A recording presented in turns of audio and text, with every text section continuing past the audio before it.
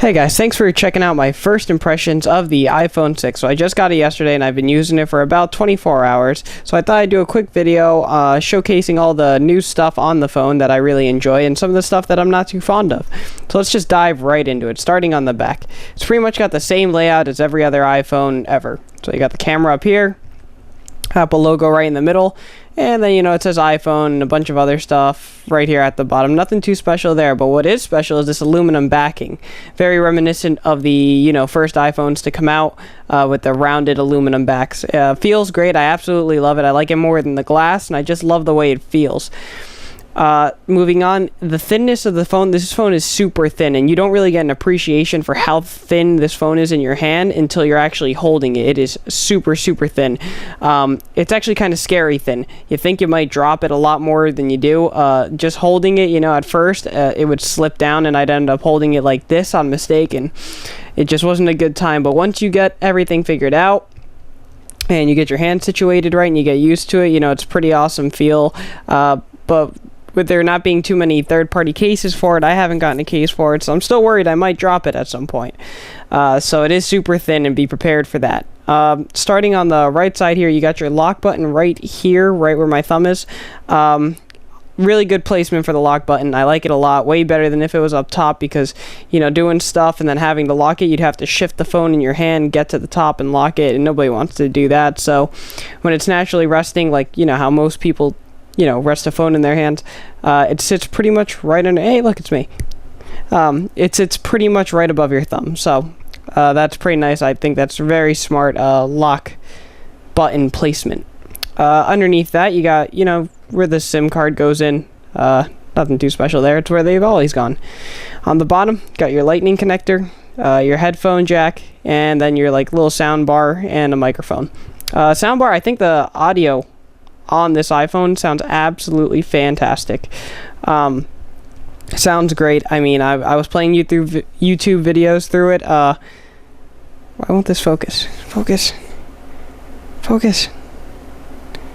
There we go.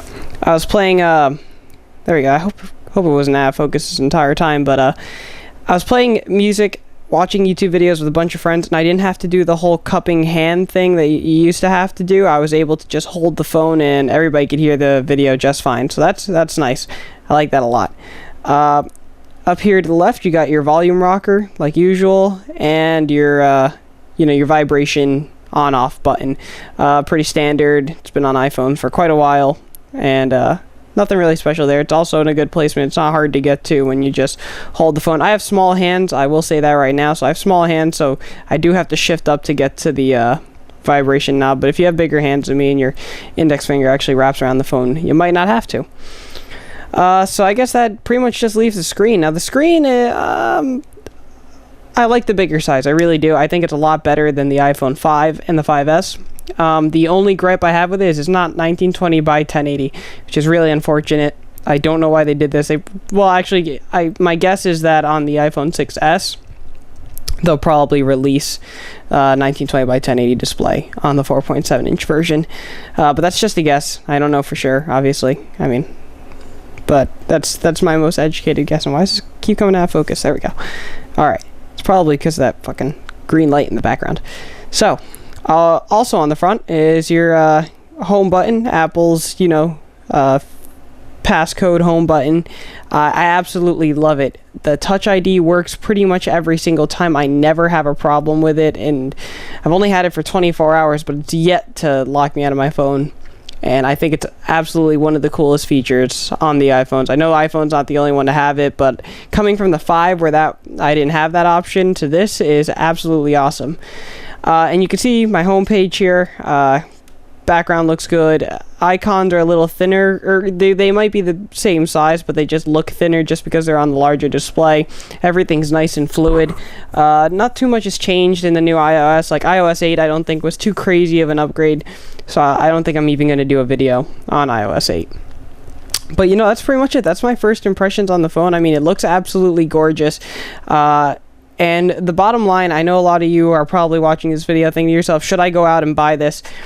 I would buy this if you have an iPhone 5. If you have an iPhone 5, this is an awesome upgrade because you get the bigger screen real estate and you get the Touch ID and, you know, better camera and faster. So yes, if you have an iPhone 5, I would go upgrade. Only if you had a contract. I would not pay $900 or whatever ridiculous price it is for these phones.